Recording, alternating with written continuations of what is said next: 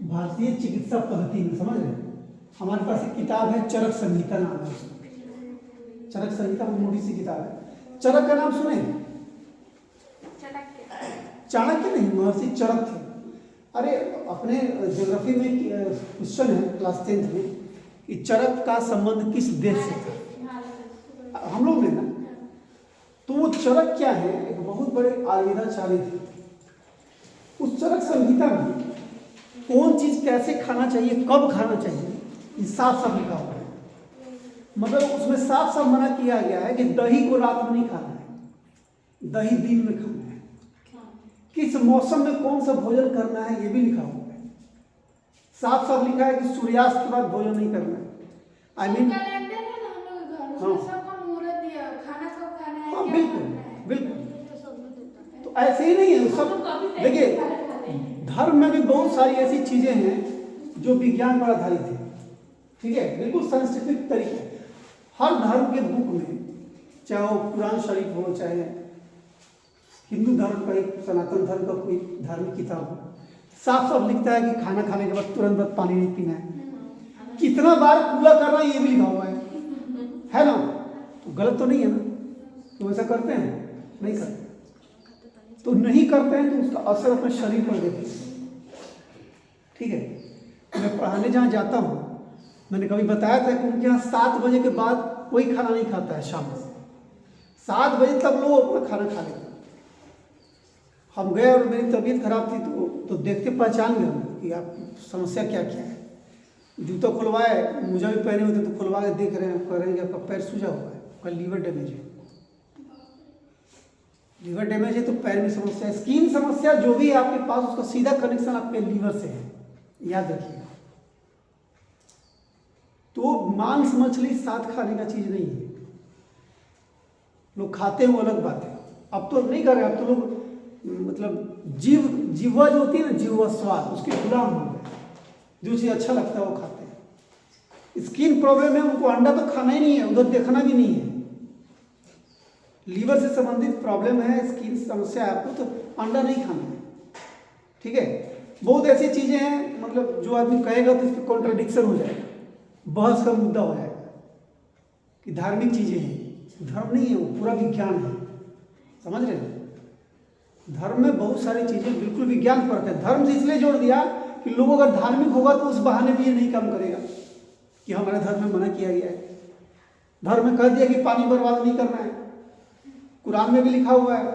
इस्लाम साफ इजाजत नहीं देता है पानी बर्बादी करने का। तो क्या आपको क्या लगता है सनातन धर्म में वही हाल है? कमंडल क्या है कि कमंडल में पानी स्टोर करिए, उसे हाथ पैर धोना है। ये नहीं कि नल चला दिए, आप कूद रहे उधर डांस कर रहे हैं, इधर नल में पानी गिर रहा है, नहीं ना। बहुत सारी चीजें हैं तो हम लोग अगर उसका इस्तेमाल करेंगे तो फायदा होगा हमारे यहाँ। तो खाना जो है ना, भोजन हमारे शरीर की बीमारी का अच्छा करना और उसको बीमारी क्रिएट करना, इन सब के लिए रिस्पॉन्सिबल है। खाली मात्रा और समय बदल दीजिए, जो आपके लिए अमृत है वो जहर बन जाएगा। मात्रा बदल दीजिए और समय बदल दीजिए। वो चीज आप सुनिएगा, गांव में लोग, हमारी माँ कई दफा कहती थी, जब लोग खीरा उरा खाते ना खरीद के, तो कहते थे कि सुबह का खीरा हीरा, ठीक है, और फिर वो कहते थे कि दोपहर का खीरा खीरा और शाम का खीरा पीड़ा। मतलब खीरा अगर सुबह में खाएं तो बहुत फायदा करेगा हेल्थ के लिए। 12-1 बजे के आसपास खा रहे हैं तो बस खीरा नॉर्मली खा रहे हैं। शाम रात को खा रहे हैं तो वो हर हाल में आपको नुकसान पहुंचाएगा। कितनी बड़ी बात थी, लेकिन कौन मानता है? नहीं मानता है तो बराबर आदमी बीमार रहता है। सर्दी हो गया, खांसी हो गया, ये समस्या वो समस्या। तो बहुत सारी चीजें हैं जो बताई गई हैं। जैसे हम लोग को जो पद्धति है, हमारी भारतीय पद्धति जो है, उसको अगर हम मानते हैं, फॉलो करते हैं, तो वो जो है हमारे हेल्थ से सीधा उसका रिलेशन है। पूरी दुनिया हमारे पद्धति को मान रही है, हमें छोड़ करके। हमारे लिए उस पद्धति का कोई मायने नहीं है, कोई वैल्यू नहीं है। और दुनिया के तमाम देश जो डेवलप्ड कंट्री हैं वो हमारे पद्धति को मान रहे हैं। पहले हमारा पैर हाथ छील जाता था तो क्या होता? गेंदा का फूल है ना, उसकी जो पत्तियां होती हैं, उसको लेकर मसल के उस पर छिले हुए हिस्से पे, कटे हुए हिस्से पे हम लोग उसका रस जो है डाल देते थे आपके घर में। हाँ बिल्कुल, वो जस्ट लाइक एंटीबायोटिक था। वो गेंदा का जो फूल होता है उसकी जो पत्तियाँ होती हैं, आप देखिएगा उसको मसल करके कहीं छिला गया घाव उसमें डाल के लगेगा डिटॉल डाले उससे ठीक हो जाता है। आज क्या है, तरह तरह का एंटीसेप्टिक ये वो बहुत तरह की चीज़ें यूज़ करते हैं। तो ऐसे बहुत सारी चीज़ें हैं जिसको अगर हम लोग घर का जो चीज़ें वो फॉलो करें तो हम बीमार पड़ेंगे नहीं जल्दी। बीमार क्यों पड़ते हैं, हमारा इम्यून सिस्टम कमज़ोर हो जाता है। और हम लोग जो एलोपैथ की दवा खाते हैं वो हमारा इम्यून मजबूत नहीं कर सकता है। इम्यून के नाम पे करोड़ों की दवाएं बिकती हैं, मजबूत नहीं कर सकता, वो चीज़ों को दबा देता है। आप देखते हैं कि मेरा बराबर सर दर्द करता है, और सर दर्द करता है तो बेचैनी टाइप का माइग्रेन का दर्द, तो दर्द की दवा खाते हैं। दर्द की दवा खाते खाते सारा मेरा लीवर जो है खत्म हो चुका है। हम कोई शराब थोड़ी पीते कि मेरा लीवर डैमेज हो जाए, तो लीवर डैमेज कैसे हो रहा है, वही एनाल्जेसिक ग्रुप की दवाएं हैं, वो जहर है आपके लीवर में। तो लीवर के लिए वो शराब पीना और दर्द की दवा खाना दोनों सेम ही है, दोनों उसको सेम नुकसान कर रहा है। लेकिन क्या है कि शुरू से आदमी केयर नहीं किया है और आदत गंदा कर लिया है। मतलब 13, 14, 15 साल के थे तभी से वो सर में दर्द है, पता नहीं क्या प्रॉब्लम है, ढंग से उसका ट्रीटमेंट नहीं हुआ, उसका असर है। तो अगर अभी से आप केयर नहीं करिए, मैं बराबर कहता हूँ कि सर्दी खांसी हो, नॉर्मल चीज़ें हो तो आपको होम्योपैथ की दवाएं यूज़ करनी चाहिए। मैं ये नहीं कह रहा हूँ कि एलोपैथ से हम दुश्मनी है। वो क्या है ना कि जब अनकंट्रोल्ड चीज़ें हैं तो एलोपैथ मजबूरी है। लेकिन जहाँ तक हो सके घर में बहुत सारी चीज़ें हैं जो रोज़ सुबह में जग के मैं कहता हूँ गुनगुना पानी पीना। मेथी आप समझते हैं, 10 दाना 20 दाना मेथी जो है जैसे टैबलेट कैप्सूल खाते हैं ना, तो रोज वैसे आप निगल लीजिए उसको, चबा तीता नहीं लगेगा आपको, खा के देख लीजिए आप खाए मेथी का दाना, तो नीम की तरह कड़वा नहीं लगने वाला है। मैं खाया हूँ तो बता रहा हूँ। अब उसको जो है आप लगातार 6 महीने खा के देखिए ना, आपको लगेगा क्या चेंजिंग आ रहा है आपके बॉडी में। पेट से संबंधित कोई बीमारी नहीं है, और पूरी बीमारी का जड़ है पेट। बाल काला हो रहा है, कहते हैं सर बाल बहुत झड़ रहे हैं मेरे, लगते हैं बाल का इलाज कर रहे हैं, तरह तरह की का तेल खाते हैं, लगाते हैं, खाते पर दवाई यूज करते हैं आप बहुत सारा, कुछ नहीं होता।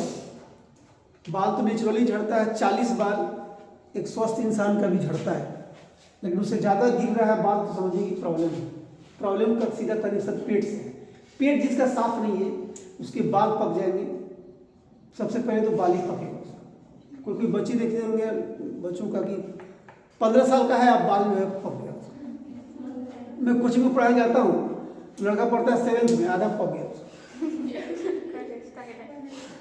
पेट साफ नहीं है तो वो जो गर्मी है अंदर की ना, आँख की जो गर्मी है वो आप देखिएगा। आम कैसे पकाते हैं आप, केला कैसे पकाते हैं, मैं बता बिल्कुल उसको नेचुरली अगर पकाना है, आप तोड़ते हैं, मान लीजिए थोड़ा कच्चा रह गया तो उसको ऐसे बर्तन में रखते हैं कि जहाँ पे थोड़ा गर्मी हो, चारों तरफ से हवा नहीं हो, बंद हो जाए तो जल्दी पक जाता है। तो पेट में जब सबसे ज़्यादा गर्मी स्टोर हो जाएगा ना तो उससे पहले बाल पकता है उस गर्मी से, इसलिए बाल जल्दी पक जाते हैं और झड़ने भी लगते हैं। तो जो रूट कॉज है किसी भी बीमारी का, अगर उस पर ध्यान नहीं दीजिएगा तो फिर ये प्रॉब्लम है। मतलब आप सुनते होंगे घर में मम्मी लोग या पापा लोग गैस की दवा खूब खाते हैं, एक गैस वगैरह ले आओ, पेंटोप्टी खाओ फटाक से। ये जितनी गैस की दवाएं हैं ना, पेट में जो आप ये सुनते होंगे पत्थर हो गया, स्टोन हो गया, उसके लिए बहुत बड़ा कारण है। और आदत तो लग जाएगा तो बिना गैस की दवा के डकार तक नहीं निकलेगा। और होम्योपैथ में ऐसी ऐसी दवाएं हैं, मैं उसको इस्तेमाल करता हूँ। मुझे भी ये प्रॉब्लम था ऑपरेशन के बाद से, मेरा इधर ऑपरेशन जब हुआ था तब से ये प्रॉब्लम था, गैस पूरा पेट में रहता और पूरा बेचैनी टाइप का। और एक दवा है केंट कॉम्बिनेशन नाम है उसका, 3-4 दवाएं मिक्स है उसमें। उसको रात को जो है 2 बूंद बस खा के सो जाइए, सुबह में भी जगिए, खाली पेट 2 बूंद खाइए, बीच में कर खा सकते हैं। तो 3 दिन में मिराकल नहीं होने वाला। मैं लगातार पिछले 4 महीने से खा रहा हूँ, मेरे साथ अब वो समस्या नहीं है, खत्म हो गई। इस बार कितने कड़ाके की ठंड थी, इतने भीषण ठंड में जो जया को बराबर खांसी होता है, बराबर कितना कफ सिरप है, क्या क्या हम लोग ढो के ले आए, समझिए बोरा में पी गई होगी, उतना पी, फिर भी खांसी रहती है। एक बार हम यहाँ जब बिस्कुट में रहते थे तो उसको हम भेज दिए कि इसको खांसी हो गया, कभी कभी कहते थे आप लोगों से कि तबीयत खराब हो गया।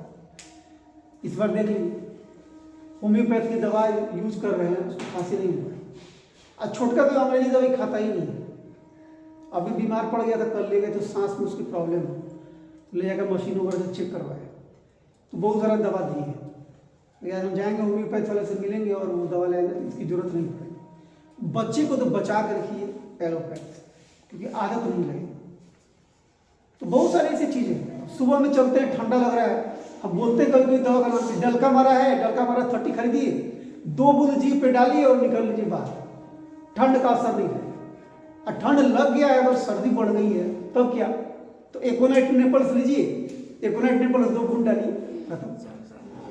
और नाक से पानी ज़्यादा बह रही है, एक आध दिन तो निकलने दीजिए, जितना गंदगी है निकल जाएगा। अब होगा कि सर अब 3-4 दिन का प्रॉब्लम हो रहा है, उसी दोनों दवा को मिक्स कर दें, या पानी में ही 1 बूंद एकोनाइट 1 बूंद डलका वाला डालिए, मिक्स हो जाएगा अपने आप। सुसुम पानी में आधा कप पी जाइए उसको, 5 टाइम पीजिए, सर्दी है काम से खत्म हो। तो ऐसी ऐसी दवाएं हैं।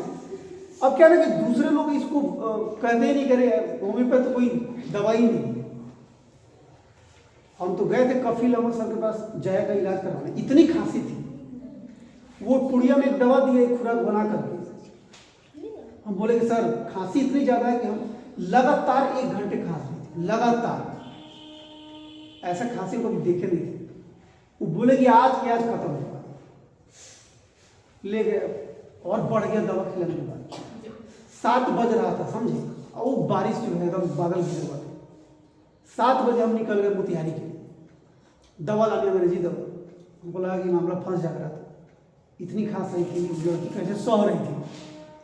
लेकिन हम यहाँ पहुँचे और यहाँ से आए, फोन किए हम घर पे, तो पता चला कि सो गई है खांसते खांसते। घर पे दवा लेके गए तो उसको खांसी नहीं थी, तो बोले थे 1 खुराक और देने के लिए, 1 खुराक उसको और वो दवा दिए, खांसी फिर बढ़ा, लेकिन उसके बाद खत्म नहीं। मैं अपनी ज़िंदगी में उतना पोटेंशियल कि खांसी को होम्योपैथ के 2 खुराक से ठीक होते हुए नहीं देखा, कभी नहीं। और क्या जादू था उस दवा में। तो मुझे अब कोई कहेगा ना कि होम्योपैथ से कुछ नहीं होता, मैं मानने को तैयार नहीं। अच्छा, एक सर दर्द छोड़ के बाकी मेरे साथ कोई प्रॉब्लम होता है ना, तो हम उसको सलाह देते हैं होम्योपैथ से। तो कहने का मतलब है कि अभी आपका एज जो है, इसमें दर्द की दवाएं या गैस की दवा, इन सब चीज़ों की आपका आदत मत लगे। आदत लग जाएगा ना तो छूटेगा नहीं। जैसे मेरे साथ, हमको दुनिया के कोई सर दर्द की दवा खिला दीजिएगा, हमारा सर दर्द ठीक नहीं हो सकता। और ऑक्सीजन टेबलेट खाते हैं जो एकदम जहर है मेरे लिए, उसी से ठीक होगा। अब हम ये प्रयास करते हैं कि सर दर्द हो ही नहीं, तो सर दर्द का हम कारण खोजते हैं कि क्या कारण रहता है। एक तो पेट में गैस बना, उससे हमारा सर दर्द होता है।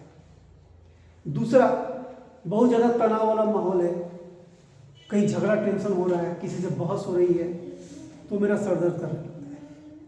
बहुत ज़्यादा हल्ला उल्ला हो रहा है, हम बैठे हैं, तो उससे मेरा सर दर्द होता है। तो हम चाहते हैं इन सब चीज़ों से बचे हम, क्योंकि जब हो जाएगा तो फिर खाना पड़ेगा, उससे अच्छा वो हो ही नहीं। ये जो इतना जो हम भाषणबाजी कर रहे हैं, वो आपका जो दाग देखे हैं ना, उसमें कर रहे हैं। आप जो पूछे हैं ना कि वो सफ़ेद वाला दाग क्या है, सफ़ेद वाला दाग एक तो जेनेटिक भी हो सकता है कि मम्मी को रहा है तो बच्चे को हो सकता है। कभी होता है कि ना मम्मी को रहा है ना पापा को रहा है। होम्योपैथ के डॉक्टर पास जाइए तो पूछेगा कि बाबा को था, बाबा के पापा को था, उतना तक का वो पूछते हैं, पर आपको मजाक लगता है। ये सब चीज़ें एक दूसरे से जुड़ी हुई। मतलब आपके घर में आपके 4 फादर्स, आपके पेरेंट्स को अगर टीबी की बीमारी है, तो आप पे टीबी का अटैक सबसे पहले आएगा दूसरे बच्चों के कंपेरिजन में। इसलिए वो पूछते हैं इसे और उसके अकॉर्डिंग वो ट्रीटमेंट देते हैं। एलोपैथ जो होता है वो आपके फादर क्या थे उसको मतलब नहीं, वो आपका ट्रीटमेंट करता है। होम्योपैथ पूरे खानदान का डाटा ले रहा है, ठीक है। बहुत सारी चीज़ें आप सुनते हो कि होम्योपैथी की दवा खाते हैं तो बढ़ जाता है कोई चीज़। स्किन डिजीज है ना, थोड़ा डिनाइल जो कहते हैं हम लोग, कुछ दांत खाज खुजली हो गया है, हो सकता है कि होम्योपैथी की दवा खाए पूरे शरीर में निकल जाए। क्या करता है वो? गंदगी के कारण होता है। लीवर से तो कनेक्शन है ही, गंदगी के कारण होती है। वो जितनी गंदगी हम चाहता है कि निकल जाए बेटे, सर 15 मिनट टाइम है। कोई बात नहीं, 4 दिन 5 दिन रहेगा वो खत्म हो जाएगा। तो बहुत सारी ऐसी चीज़ें अगर अभी से आप लोग केयर करेंगे तो आपको दिक्कत नहीं होगी। और आदत सही नहीं, सबसे बड़ी बात है आदत। दवा क्या है ना, आदत सुधारने की दवा की जरूरत नहीं पड़ेगी। कैसे हमें बोलिए कि आप पढ़ा रहे हैं तब बच्चे जग जा रहे हैं सुबह में, भाई 6 बजे आने का मतलब है 5 बजे से ही आपके दिमाग में रहता होगा कि हम जाना है, या मेरे दिमाग में भी रहता है कि हमको जाना है। सूर्योदय के बाद जो बिस्तर से जगते हैं और सूर्यास्त के बाद जो खाना खाते हैं वो कभी स्वस्थ नहीं रह सकते। आप लिख के लेंगे, और वो जिंदगी में तरक्की नहीं कर सकते। दुनिया के एक पर एक बेहतरीन लोग हैं जिनके बायोडाटा में है, जिनके बायोग्राफी में है कि वो मात्र 4 घंटा सोते थे। हम ये नहीं कर रहे कि आप भी 4 घंटा सोए, अच्छी नींद भी जरूरी है, पर्याप्त नहीं। लेकिन अब भैंस की तरह सारा घर उजड़ गया, जल गया और मलका सोई हुई है। सर ये बहुत होती है। बताइए, सिमी सोई हुई है, पूरा घर में अगल बगल में पड़ोसी सब लोग भाग गया, जल गया, भूकंप आ गया, ऐसी सोई हुई है। और जगती है फिर से जाती है। तो वैसे नींद नहीं होनी चाहिए। क्या कहते हैं, विद्यार्थियों का गुण है कि काग चेष्टा बको ध्यानम स्वान निद्रा गृह त्यागे सत्य वचन। समझ रहे? ये इतनी चीजें होनी चाहिए। काग चेष्टा मतलब कौवे की तरह आपका ध्यान रहे, काग कौवा जो होता है, और बको ध्यान काग की तरह कौवा क्या है, सीधे झपट लेता है कई चीज को। आप रोटी का टुकड़ा उड़ाने में झपट लेते हैं, बराबर कोई ना कोई चीज लेने के फिराक में रहता है। तो आप क्या लेने का फिराक में? ज्ञान। पठान फिल्म नहीं, जब पठान का कैसे कोई फिल्म नहीं, निकला जैसे लपकल गई, वेब सीरीज निकला लपकल गई। बात समझ रहे? ज्ञान को लपकना है। बको ध्यान, बगुले का ध्यान। बगुला तालाब के किनारे बैठा हुआ है, मछली तैर रही है, एक बार चोंच लगाता है, मछली को निकालता। अच्छे जो बच्चे होते हैं, जितनी बातें मैं कह रहा हूँ उसमें जो अच्छी चीजें हैं वो अपने दिमाग में सेटअप करेंगे बगुले की तरह, ठीक है। और उसका स्वान निद्रा, नींद कुत्ते की होनी चाहिए, भैंस की नहीं। भैंस के लिए, भैंस को हम लोग बदनाम करते हैं कि भैंस के आगे बीन बजाई भैंस रहे पगुराई। मेरे कहने का सेंस ये है कि आपकी नींद जो है ना पतली होनी चाहिए, थोड़ा सा खड़खड़ हुआ नींद को। बात समझ रहे? अगर ऐसा नहीं है तो फिर अच्छा, विज्ञान तो दूसरा कहता है। विज्ञान कहता है कि नींद का मतलब है कि सो जाओ तो दुनियादारी भुला जाओ, दुनिया में क्या हो रहा है पता नहीं चले, तो समझो स्वस्थ हो। लेकिन ये सुक्ति क्या करिए कि स्टूडेंट तभी है जब आपकी नींद पतली है। गहरी नींद में भी सोए हैं और कुछ भी लगे, कुछ एहसास हो तो नहीं। और गृह त्याग, घर से आपको ज्यादा लगाव नहीं। इन्हें कि सर हम कोटे पढ़ेंगे, गृह त्यागे है, घर त्यागे। मम्मी से जाके हमारे चलते झगड़ा कर लीजिए, सर जी सिखाया हमारे कि 5 को लक्षण है, तो बाकी लक्षण छोड़िए, बाद में बात करेंगे। इसमें वो गृह त्यागे बहुत इंपॉर्टेंट है कि हम घर ना पढ़ने वाले, हम कोटे पढ़ेंगे, हम जाएंगे दिल्ली पढ़ेंगे। हो गया, माँ बोली में रही कहाँ भेज दिए पढ़ाने के लिए, कि घर तोड़ दिया मेरे, भगा दिया घर से।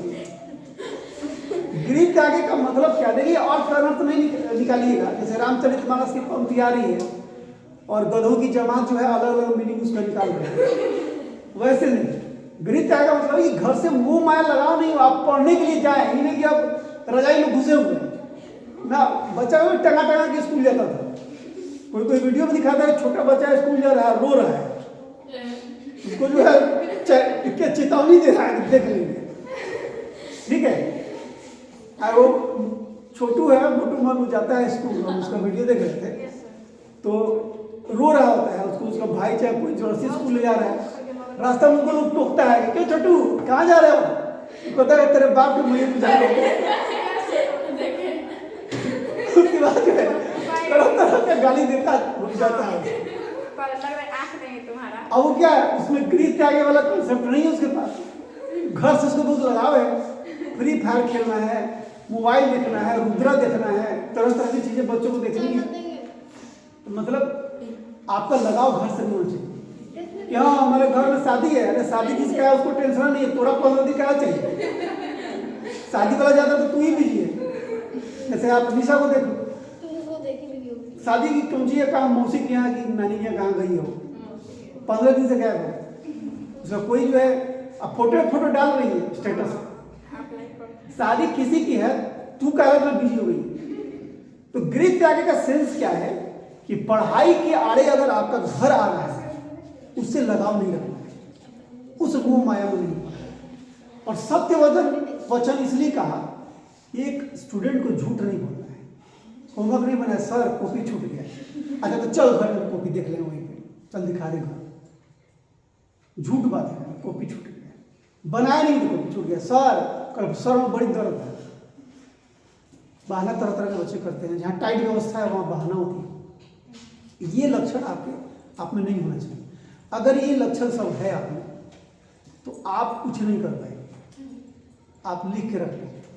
आज मेरी बात आपको हल्का लग रहा होगा कि ऐसे ही सब बोल रहे हैं, 15 साल बाद हो सकता है तो हम नहीं रहे, लेकिन 15 साल बाद जब आप मेरी जगह पे आएंगे और आपके घर में आपके आने वाले जनरेशन होंगे और आप उनको जब ये समझा रहे हो कि बाबू सुबह में जगना, हाँ मन से पढ़ना, ये नहीं कर रहा हूँ कर रहे हैं, तो उस समय जो है ना कहीं ना कहीं दिमाग में आपके चल रहा है कि हम क्या कर रहे थे, डायलॉगबाजी तो बहुत हो रही है। और उससे आपको याद आएगा कि ये सब बात हम आपको बताया। तो कहने का मतलब है कि अभी का जो समय है, देखिए जो लोग युवावस्था में कष्ट काटते हैं ना, अब कष्ट काटने का मतलब ये नहीं कि डाइटिंग में उतर जाना कि अम्मी सर बोले हैं कष्ट काटना है, एक कष्ट फोकट में थोड़े काटना है ना, नाम पानी खाना नहीं खाएंगे, कष्ट काटने में तो पढ़ सकते हैं, उल्टा पुल्टा नहीं सोचना है। कष्ट काटने मतलब क्या है, अब 8 बजे तक सोती थी, अब 5 बजे जगना पड़ रहा है, कष्ट ना काट रहे, काहे के लिए काट रहे हैं, पढ़ने नहीं। फलाने के यहाँ दावत है, हमारा स्कूल है, अब दावत है 2 बजे दिन में, इधर स्कूल टसन टस अगर आना ही ना तो सर जी उपाय कर देंगे। यह परीक्षा है मानो, और तो यहाँ है दिमाग है वहाँ पर, लेकिन दावत छोड़ के आ गई तो कष्ट में काट रही। कहने का सेंस है कि युवा अवस्था में जो कष्ट भोगते हैं ना, उनको बाद में सहूलियत सुकून की जिंदगी जीते हैं। और अभी जो लोग केवल आराम करते हैं, अभी जो लोग साधनों के गुलाम हो जाते हैं, संसाधन बेस्ड हो जाते हैं, उनको बाद में परेशानी होती है। बहुत सारे ऐसे बच्चे हैं कि उनको 1 किलोमीटर चलना है, पापा जी गाड़ी छोड़ दीजिए, दादाजी फलना छोड़ दीजिए, 1 किलोमीटर पैदल नहीं चल सकते। बाद में हुआ कि बाथरूम तक आएगा, पापा जी टांग के रख दीजिए, चल नहीं पा रहे, टांग के रख दीजिए। और ऐसे करते करते बाद में जो है ना पूरा जो घुटना है, नी सब जाम हो जाए, चक्का उसका, वो जितना चलते हैं उतना ज़्यादा वो चालू रहता है। आप साइकिल खरीद लीजिए, उसको छोड़ दीजिए 3 साल तक, देखिए क्या होता है, कट कट बजेगा, चलाने से तो नहीं बजेगा। कहने का सेंस ये है कि जितना फिजिकल वर्क करते हैं उतना ज़्यादा अलर्ट एक्टिव रहते हैं, वो आगे काम देता है। चलिए हम लोग आगे क्वेश्चन पे आते हैं। क्वेश्चन नंबर कितना है? 2 है। तो बहुत डायलॉगबाजी हो गई।